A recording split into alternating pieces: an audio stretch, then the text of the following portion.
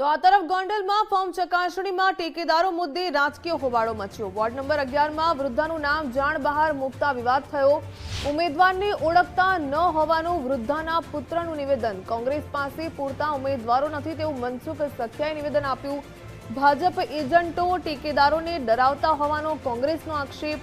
ગોંડલની તમામ 44 બેઠકો જીતવાનો ભાજપે વિશ્વાસ વ્યક્ત કર્યો તો સેવા સદન ખાતે પોલીસનો ચુસ્ત બંદોબસ્ત ગોઠવી દેવામાં આવ્યો।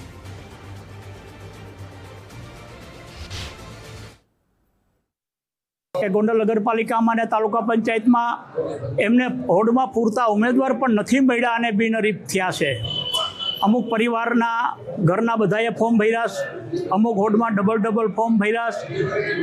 આ સીધો સવાલ છે કે એમને પૂરતા ઉમેદવાર નથી મળ્યા, એટલે આ વાત ગેરવ્યાજબી છે। ભારતીય જનતા પાર્ટીનો એક પણ કાર્યકર ગુંડાગીરી દાદાગીરી કરતો નથી।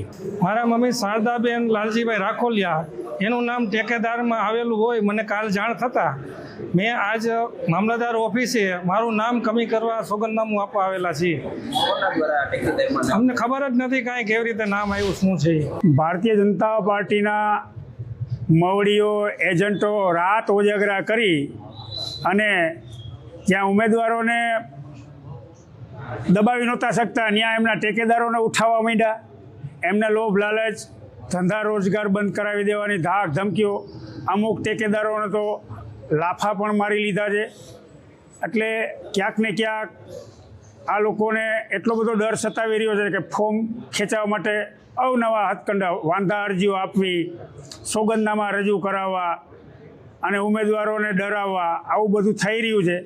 પરંતુ અમે આપના માધ્યમથી લોકોને પણ જણાવવા માંગીએ છીએ, કારણ કે આ લોકો દરખાસ્ત કરનારા સામાન્ય માણસો, ઠેકેદારો સામાન્ય માણસો ગઈ રાતે અમુક ઉપર હુમલા કર્યા, એમને અપહરણ કર્યા, એમને માર માર્યા અને અમે એમને કીધું રાતે 2 વાગ્યા સુધી ચર્ચા ચાલી કે તમે ફરિયાદ કરો, પણ એટલા ડરી ગયા હતા કે ધ્રુજતા હતા કે ભાઈ અમારે ગોંડલમાં રહેવું છે, અમે ગોંડલમાં ફરિયાદ ન કરી શકીએ। કાંઈ વાંધો નહીં કીધું, અમારા હિસાબે જો તમને તકલીફ પડતી હોય તો એના કરતાં તમે સોગંદનામું કરી અને અમારું ફોર્મ, અમારા ઉમેદવારનું ફોર્મ ફરજ ખેંચાતું હોય તો અમને કાંઈ વાંધો નથી, કારણ કે અમે એવું નથી ઈચ્છતા કે અમારા ઉમેદવારની ચૂંટણી લડવા માટે કોઈ સામાન્ય માણસને જીવનમાં તકલીફ પડે, પરિવારને।